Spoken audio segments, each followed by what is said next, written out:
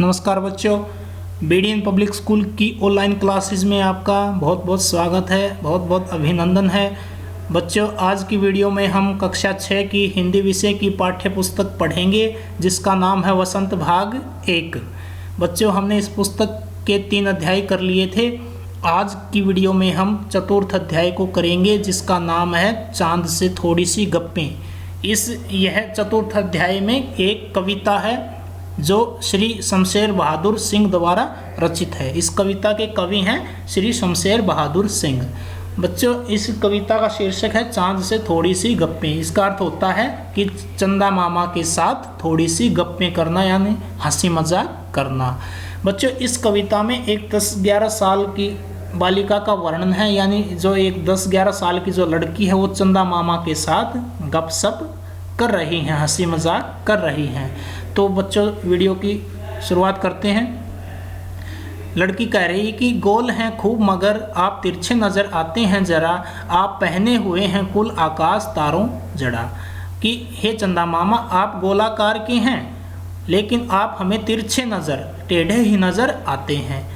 आपका आकार है गोलाकार लेकिन आप तिरछे ही नज़र आते हैं, टेढ़े नज़र आते हैं। आप पहने हुए हैं कुल आकाश, आपने आकाश को पहना हुआ है, आकाश को वस्त्रों के रूप में पहना हुआ है। और वो आकाश कैसा है? तारों जड़ा, यानी आपने तारों से जड़ा, तारों से सुशोभित आकाश को पहना हुआ है। सिर्फ मुंह खोले हुए हैं अपना गोरा चिट्टा, और जो वो वस्त्र हैं यानी आपने अपने पूरे शरीर को ढका हुआ है, पूरे शरीर को आकाश रूपी वस्त्र से, तारों से जड़ा हुआ आकाश रूपी वस्त्र से अपने पूरे शरीर को ढका हुआ है। और सिर्फ आपका मुंह, चेहरा ही नज़र आता है। इसलिए कहा है कि सिर्फ मुंह खोले हुए हैं अपना, केवल आपने अपना मुंह को ही खोला हुआ है।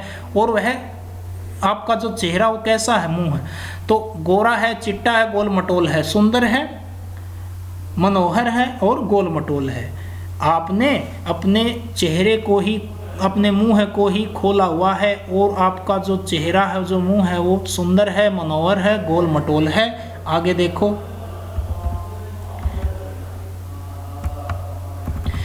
अपनी पोशाक को फैलाए हुए चारों सिमत, अपनी पोशाक को फैलाए हुए चारों सिमत आप कुछ तिरछे नजर आते हैं, जाने कैसे खूब है गो की। लड़की कह रही है कि हे चंदा मामा, आप अपनी पोशाक को, अपने वस्त्रों को चारों सिमत का होता है दिशा, यानी आपने अपने वस्त्रों को चारों दिशाओं में फैलाया हुआ है। आकाश कैसा है? विस्तृत है, चारों तरफ विद्यमान है, सर्वत्र है। इसलिए कहा कि आपने जो आकाश रूपी, तारों से जड़ा हुआ आकाश रूपी जो वस्त्र पहना हुआ है वह चारों दिशाओं में फैला हुआ है। आप कुछ तिरछे नजर आते हैं, जाने कैसे, लेकिन आप गोलाकार हैं फिर भी आप तिरछे ही नजर आते हैं। गो की का अर्थ होता है यद्यपि, यद्यपि आप गोलाकार हैं लेकिन यद्यपि आप फिर भी हमेशा तिरछे ही, टेढ़े ही नजर आते हैं, जाने यह कैसे। वाह जी वाह, हमको बुद्धू ही निरा समझा है। आगे लड़की कह रही है कि हे चंदा मामा, क्या आपने हमें बुद्धू, मूर्ख समझ रखा है, या क्या आपने हमें मूर्ख ही समझा है, बुद्धू ही समझा है। हम समझते ही नहीं जैसे कि आपको बीमारी है, कि आप हमें मूर्ख समझते हो और ये सोचते हो कि हम यह नहीं समझते कि आपको बीमारी है। लड़की कह रही है कि चंदा मामा से कि आपको कोई बीमारी है, यह आप समझते नहीं हो। क्यों? क्योंकि आप तो हमें मूर्ख समझते हो। आप घटते हैं तो घटते ही चले जाते हैं और बढ़ते हैं तो बस यानी कि बढ़ते ही चले जाते हैं। लड़की कह रही कि जो आपको बीमारी है वो आपकी बीमारी है कि वह बीमारी ये है कि आप जब घटना शुरू करते हैं तो घटते ही चले जाते हैं, और जब आप बढ़ना शुरू करते हैं तो बढ़ते ही चले जाते हैं। ऐसा क्यों कहा? क्योंकि बच्चों, महीने में 2 पक्ष होते हैं, एक होता है कृष्ण पक्ष, एक होता है शुक्ल पक्ष। कृष्ण पक्ष की प्रतिपदा से अमावस्या तक जो चंदा मामा है वो घटते क्रम में होता है, यानी जो कृष्ण पक्ष की प्रतिपदा प्रथम तिथि होती है और अमावस्या तक यानी इन 15 दिनों में चंद्रमा घटता रहता है। चंद्रमा घटते क्रम में होता है।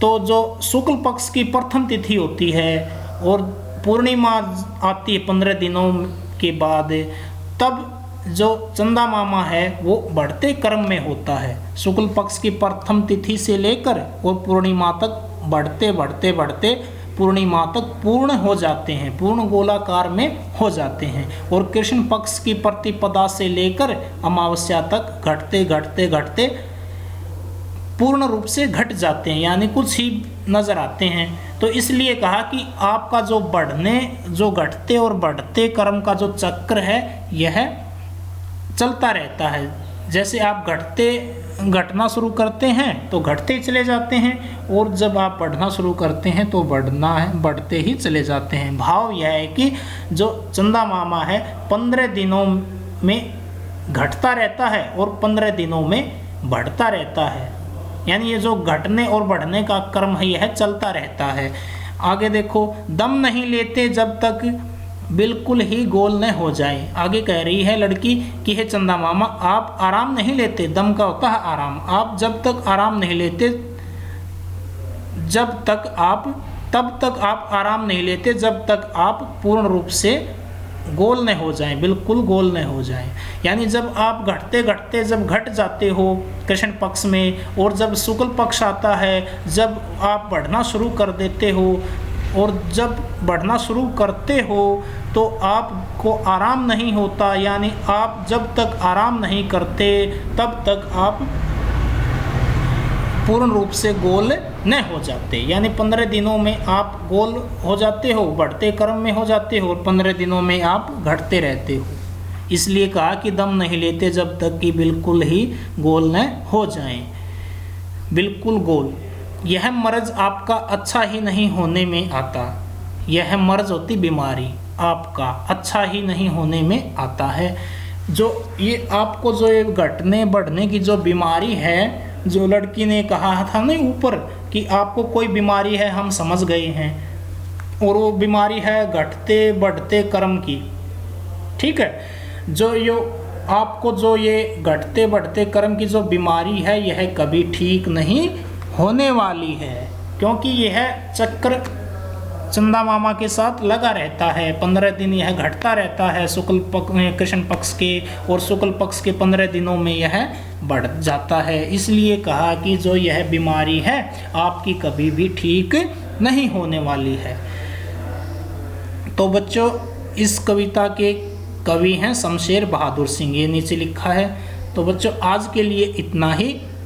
आज जो ये आपको जो ये कविता करवाई है उसकी इसकी हिंदी और इसके जो कठिन शब्दार्थ हैं उनके अर्थ आपने अपनी कॉपी में नोट करने हैं। वैसे तो कठिन नहीं है, बिल्कुल आसान कविता है, ये सरल भाषा में लिखी गई है। आज के लिए इतना ही। इसकी हिंदी अपनी कॉपी में लिखनी है, और इस चैनल को सब्सक्राइब करना न भूलें। धन्यवाद।